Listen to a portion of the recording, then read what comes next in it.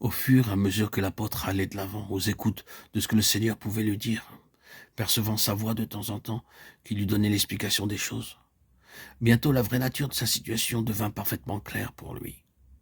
Quelle que fût dans son arrestation et dans l'évolution de son procès la part des facteurs humains. Il y avait dans tout cela et au-dessus de tout cela le souverain gouvernement de Dieu. Et s'il était en prison maintenant, ce n'était pas de l'empereur qu'il était le prisonnier, mais du Seigneur lui-même. Paul, prisonnier de Jésus-Christ. Éphésiens 3.1, Éphésiens 4.1. Il lui fallut du temps, sans doute, pour accepter de donner à son emprisonnement cette interprétation. Il ne voyait probablement pas très bien ce qu'elle lui réservait, ces chaînes que le Seigneur avait mises sur lui. Peut-être entretint-il l'espoir que son procès serait court et sa libération plus ou moins rapide. Mais il semble bien, d'après sa correspondance, qu'il ait caressé le projet de poursuivre son ministère parmi les saints.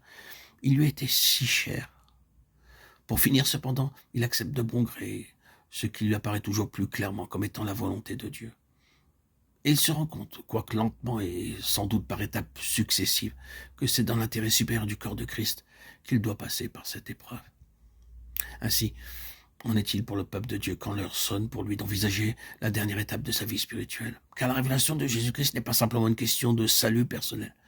Elle comporte des développements et des aboutissements qui font intervenir le plan éternel de Dieu et qui dépassent infiniment la simple préoccupation d'échapper à la perdition. Quand donc le moment est venu pour l'Église de regarder en face ces choses suprêmes, Dieu nous impose des limitations de toutes sortes. Il nous cerne de toutes parts. Il nous met à l'étroit, il nous isole. Toute l'activité de naguère très bonne, très juste et très nécessaire pour atteindre un certain degré d'avancement se trouve alors désormais incapable de nous conduire plus loin. Et quelque chose de plus consistant devient indispensable.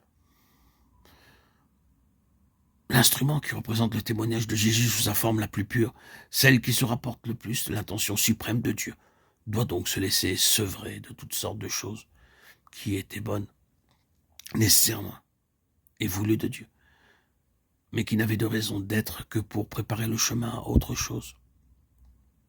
Ce dépouillement, cette mise à l'écart, ont pour but une confrontation de l'instrument avec l'objectif suprême de Dieu. Il ne s'agit pas ici d'une vérité particulière avec laquelle on s'enfermerait en ignorant tout le reste, ou d'une de ces doctrines qu'on embrasse avec tant d'aveuglement, que l'on ne sait plus parler d'autre chose, comme cela se rencontre. Non, c'est quelque chose qui s'effraye un chemin jusque dans les fibres les plus profondes de notre être. C'est une expérience consécutive à une révélation, et une révélation constamment renouvelée pour nous interpréter l'expérience.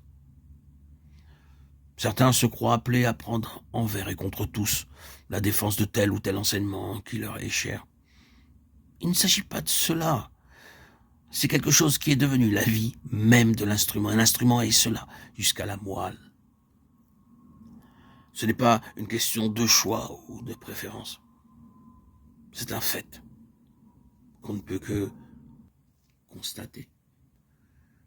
Il ne peut pas en être autrement. On est prisonnier, et c'est Dieu, dans sa souveraineté, qui l'a voulu ainsi.